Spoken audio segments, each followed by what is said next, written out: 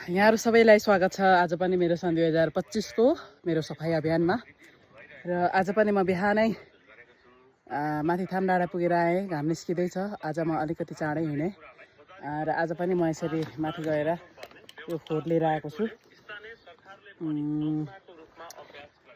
र फोहोर त हरेक टिप्छौं फेरि फाल्छन्, टिप्छौं फेरि फाल्छन् अनि यस्तो भइरहेको छ।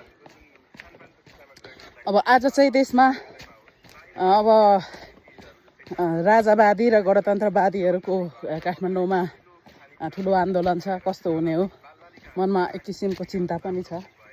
अब नेपालमा शान्ति आयो भनेर हामी धेरै पटक खुसी हुन्छौं। फेरि नेपालमा सधैँ यस्तै किचलो भइरहन्छ, जसले गर्दाखेरि हामी नेपाली युवाहरू अनि बालबालिकाहरूको भविष्य यसले डामाडोल गरिरहेको छ र तर हाम्रो देशलाई चलाउने नेताहरूलाई यसको प्रभाव छैन जस्तो लाग्छ मलाई।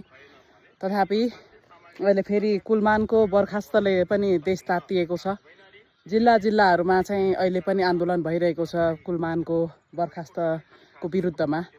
वास्तवमा कुलमानले देशलाई एउटा उज्यालो दिएको छ। यो हामी सबैको माझमा जगजाहेर नै छ।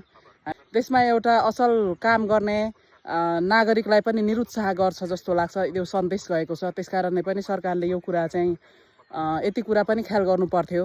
कुलमानलाई हटाउँदाखेरि उसको एउटा व्यक्तिलाई मात्रै होइन, तर सम्पूर्ण जो एउटा असल व्यक्तिहरू छन्, असल नागरिकहरू छन्, उनीहरूमा पनि, अथवा असल एउटा कर्मचारी जसले चाहिँ म राम्रो गर्छु देशको लागि, देशको सेवा राम्रो गर्छु भनेर सोचिरहेका व्यक्तिहरूलाई पनि अब असल गर्दाखेरि त कारबाहीमा पो परिरहेको रहेछ भन्ने खालको एउटा सन्देश चाहिँ पक्कै पनि गएको छ। तथापि यसले चाहिँ सबैलाई दुखी तुल्याएको छ अनि नकारात्मक सन्देश गएको छ। त्यसकारणले सरकारले विचार गर्नुपर्ने कुरा। 4 महिनापछि उहाँ आफै जानुहुन्थ्यो, किन यस्तो गर्नु पर्थ्यो? यो चाहिँ सरकारको एकदमै नराम्रो निर्णय हो। यसप्रति मेरो पनि विमति छ। हामी सबै कोही पनि खुसी छैनन् होला। केही कुराको विरुद्धमा हामी सबैजना लाग्नुपर्छ, बोल्नुपर्छ। अहिले विभिन्न तरिकाले मानिसहरू बोलिरहेका छन्। अब हेर्नुहोस्, परबाट घाम आइरहेको अवस्था छ, तर मौसम चाहिँ हैन। अब यस्तो हुन्छ, बिहान चाहिँ पानी पर्ने रहेछ भने फेरि दिउँसो बिस्तारै घाम निस्किन्छ अनि पानी पर्दैन। यस्तो भइरहेको छ। हुन्छ, मेरो भिडियोलाई हेर्नु भएको लागि धेरै धेरै धन्यवाद भन्छु।